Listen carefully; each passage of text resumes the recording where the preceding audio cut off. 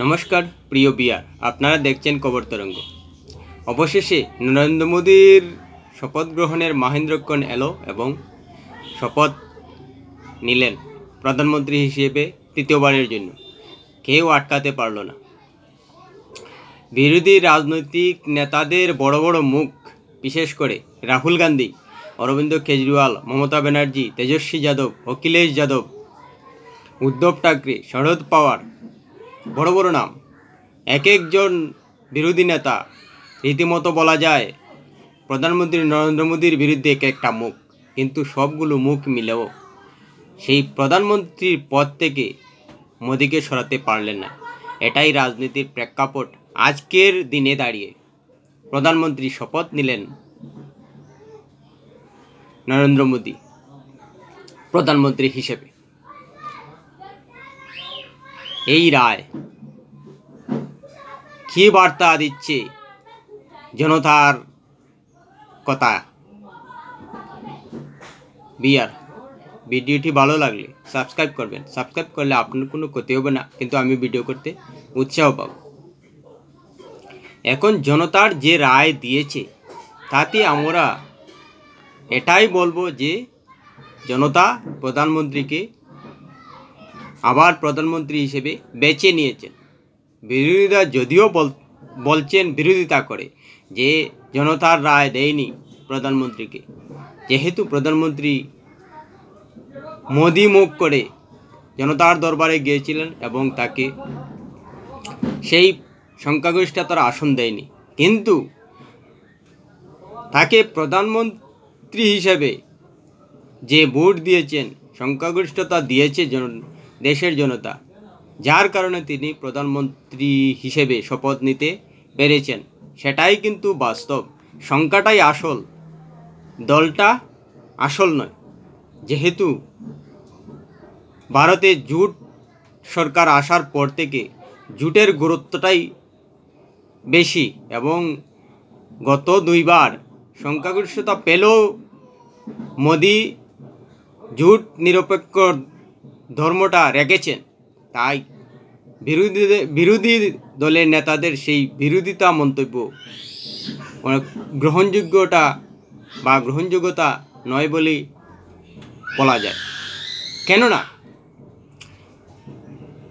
আগে যতগুলো প্রধান বিরোধী মুখের কথা বলেছি, সবাই মিলেও কিন্তু এক প্রধানমন্ত্রী মোদির মুখকে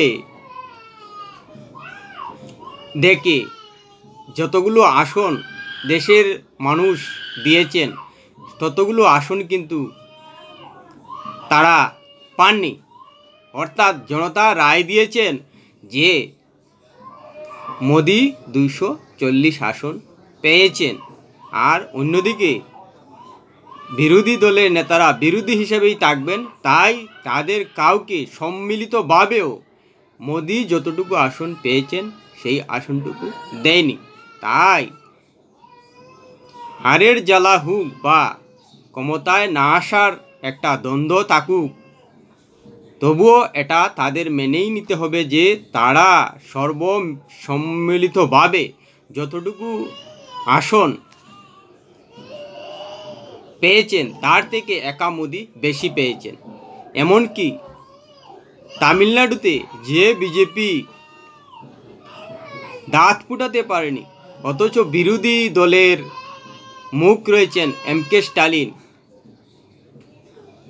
অর্থাৎ হিসাব করলে দেখা যায় সারা ভারতে যেখানে বিজেপির দাপট নেই, সেখানেও বিরোধী রাজনৈতিক দলের দাপট রয়েছে। অর্থাৎ সারা ভারত মিলেও বিরোধী রাজনৈতিক নেতারা একা মোদির মুখ চেয়ে যে আসন দেশের জনতা দিয়েছেন সেই আসনটুকু তারা মিলে জোগাড় করতে পারেনি। তাই বিরোধী দলের নেতারা যতই বলুন, এটা স্বীকৃত যে প্রধানমন্ত্রী হিসেবে বসার স্বীকৃতি দিয়েছেন দেশের জনতা। তাই তিনি রেকর্ড 3 বারের জন্য পুনরায় প্রধানমন্ত্রী হিসেবে বসেছেন। এ নিয়ে যতই বিরোধিতা হোক, যতই রাজনৈতিক মন্তব্য চলুক, কিন্তু এটা স্বীকার করতেই হবে যে প্রধানমন্ত্রী নরেন্দ্র মোদী তৃতীয়বারের জন্য দিল্লির মসনদে বসছেন একমাত্র জনতার রায়ে, এবং জনতা তাকে আশীর্বাদ করেছেন, যার কারণে তিনি দিল্লিতে তৃতীয়বারের জন্য প্রধানমন্ত্রী হিসেবে বসতে পেরেছেন। আর যদি সেটা তারা মানতে না পারেন, বিশেষ করে বিরোধী নেতারা, তাহলে ধরেই নেওয়া যায় যে জনতা যে রায় দিয়েছেন সেই রায়কে তারা স্বীকার এখনও করতে পারছেন না, মন থেকে এখনও নিতে পারছেন না, অর্থাৎ জনতার রায়কে তারা মানছেন না। তাহলে তারা কোন ভরসায় জনতার দরবারে গিয়েছিলেন? অথচ দেখুন, গত 1.5 বছর থেকে রাহুল গান্ধী রীতিমতো কঠোর পরিশ্রম করেছেন, অসম্ভব পরিশ্রম করেছেন, অমানসিক পরিশ্রম করেছেন, কিন্তু তার ঝুলিতে মাত্র 99টি আসন পেয়েছে। তাই মন সায় না দিলেও তাদের এটা মেনেই নিতে হবে যে জনতা রায় দিয়েছে, জনতার দিকে চেয়েও হলেও তাদের মেনেই নিতে হবে যে জনতা প্রধানমন্ত্রী নরেন্দ্র মোদীকে আবার প্রধানমন্ত্রী হিসেবে বসার সুযোগ দিয়েছে। অন্যদিকে নরেন্দ্র মোদী তৃতীয়বারের শপথে স্বার্থের না অগ্রাধিকারের শাসন নেওয়ার জন্য শপথ নিলেন, সেটা একটা গুরুত্বপূর্ণ বিষয়। আমরা জানি যে কোনো দেশের প্রধান মুখ তার ব্যক্তিত্বর, তার মানসিকতা, তার দৃষ্টিভঙ্গির উপর একটা দেশের সার্বিক পরিস্থিতি দাঁড়ায়। সেখান থেকে তৃতীয়বার শপথের সময় আমরা দেখতে পাই যে ভারতে নরেন্দ্র মোদীর শপথে 60টি দেশের প্রধান উপস্থিত ছিলেন। বিশেষ করে আমাদের ভারতের 5টি প্রতিবেশী দেশের প্রধান উপস্থিত ছিলেন। বাংলাদেশের প্রধানমন্ত্রী, শ্রীলঙ্কার প্রেসিডেন্ট, মালদ্বীপের প্রেসিডেন্ট, নেপালের প্রধানমন্ত্রী, ভুটানের প্রধানমন্ত্রী, আর অন্যদিকে মরিশাসের প্রধানমন্ত্রী, সেশেলসের প্রেসিডেন্ট উপস্থিত ছিলেন। এবং এটাও জানি যে মরিশাস এবং সেশেলসে ভারতীয় বংশোদ্ভূত মানুষের বসবাস বেশি। তাই যদি একটু তলিয়ে দেখি তাহলে দেখা যাবে যে স্বার্থ অগ্রাধিকার দুটোই প্রধানমন্ত্রী নরেন্দ্র মোদী নিজের শপথের সময় দিয়েছেন। বিশেষ করে এখানে উল্লেখ করা যায় মালদ্বীপের কথা, যেহেতু মালদ্বীপ নিয়ে কিছুদিন আগেই ভারতের মধ্যে একটা সংঘাত পরিস্থিতি সৃষ্টি হয়েছিল।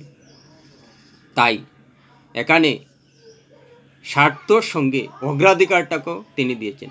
একই সঙ্গে প্রধানমন্ত্রী তৃতীয়বারের জন্য যে একটা নতুন দৃষ্টিভঙ্গি নিয়ে এসেছেন, সেটা শপথ গ্রহণে প্রমাণ করলেন। সমাজের একেবারে নিচু স্তর থেকে সেলিব্রিটি সবাই কিন্তু প্রধানমন্ত্রীর শপথ গ্রহণে উপস্থিত ছিলেন। যারা নতুন সংসদ ভবন নির্মাণ করেছিলেন, সেই নির্মাণ শ্রমিকরাও প্রধানমন্ত্রী মোদীর শপথ গ্রহণে উপস্থিত ছিলেন, তৎসঙ্গে বিদেশি রাষ্ট্রনেতারা। তাই প্রধানমন্ত্রী মোদীর তৃতীয় শপথেও একটা নতুনত্ব আনলেন। আর যদি আমরা অগ্রাধিকারের ক্ষেত্রে বিবেচনা করি তাহলে দেখব যে 5টি প্রতিবেশী দেশের প্রধানকে তিনি আমন্ত্রণ জানিয়েছেন।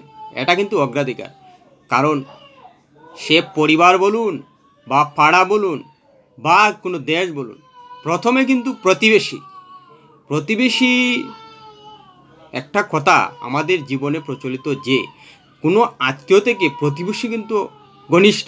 কেননা যে কোনো বিপদ আপদে প্রতিবেশী প্রথম প্রভাব পেলেন। তাই সেই অগ্রাধিকার ভিত্তিতে প্রতিবেশী দেশকে তিনি আমন্ত্রণ জানিয়েছেন। যদিও চীন এবং পাকিস্তানকে আমন্ত্রণ জানাননি, আর অথচ আমরা জানি যে চীন এবং পাকিস্তান আমাদের ভারতের স্বার্থের জন্য কতটুকু বিপজ্জনক। তাই ভারতের প্রধানমন্ত্রী হিসেবে তৃতীয়বারের জন্য শপথ গ্রহণে এড়িয়ে গেছেন সেই বিপজ্জনক দুটি দেশকে, যে দেশ ভারতের জন্য সত্যিই চিন্তার কারণ।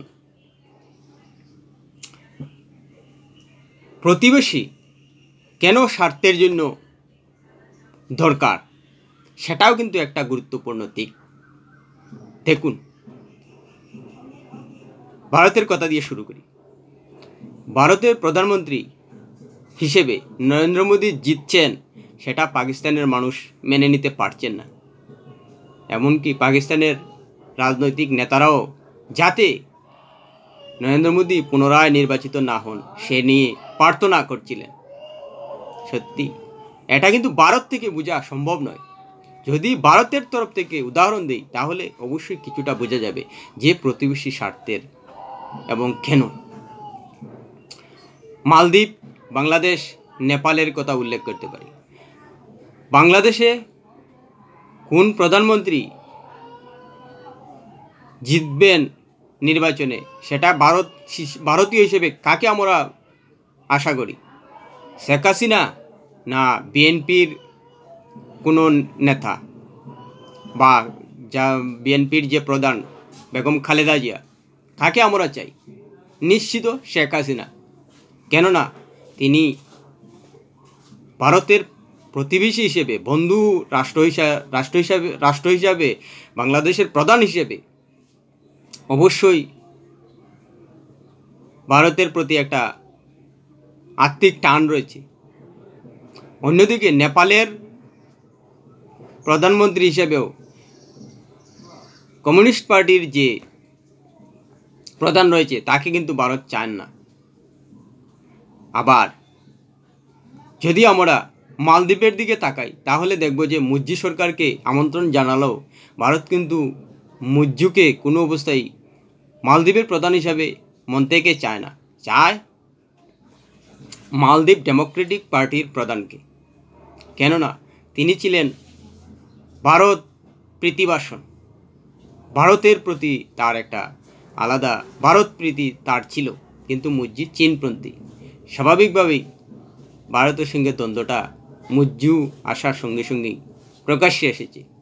আর অথচ এই স্বার্থের দিক দিকেই বলা যায় যে মালদ্বীপ, নেপাল, বাংলাদেশ যদি চীনের প্রতি দুর্বল হয় তাহলে কিন্তু চীন ভারতের প্রতি আগ্রাসী এবং গোয়েন্দাগিরি করতে আরও বেশি করে সুযোগ পাবে। তাই স্বার্থের ক্ষেত্রে চীনকে ঠেকাতে আমাদের প্রতিবেশীর সঙ্গে সুসম্পর্ক রাখতেই হবে, রাখা একান্তই আবশ্যক। সে বিজেপির মোদি হুন বা কংগ্রেসের রাহুল গান্ধী, আপের অরবিন্দ কেজরিওয়াল, সমাজবাদী পার্টির অখিলেশ যাদব, তৃণমূল কংগ্রেসের মমতা ব্যানার্জি, যেই হুন না কেন প্রতিবেশীর সঙ্গে স্বার্থের দিকটা রাখতেই হবে। কেননা ভারতবর্ষ স্বাধীন হওয়ার পর থেকে পাকিস্তান এবং চীন যত শত্রুতা করেছে, আর কোনো প্রতিবেশী দেশ এত শত্রুতা ভারতের সঙ্গে করেছে বলে ইতিহাস অন্ততপক্ষে বলছে না। তাই স্বার্থের দিকটাও অবশ্যই প্রধানমন্ত্রী মোদি দেখেছেন, যার কারণে প্রতিবেশী পাঁচটি দেশের মানুষকে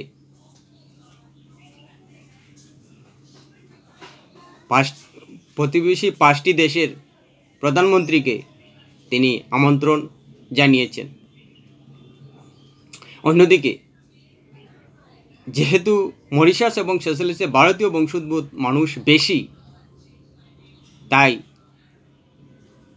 আন্তর্জাতিক কূটনীতিতে যাতে তাদের সমর্থন থাকে সেই স্বার্থে তিনি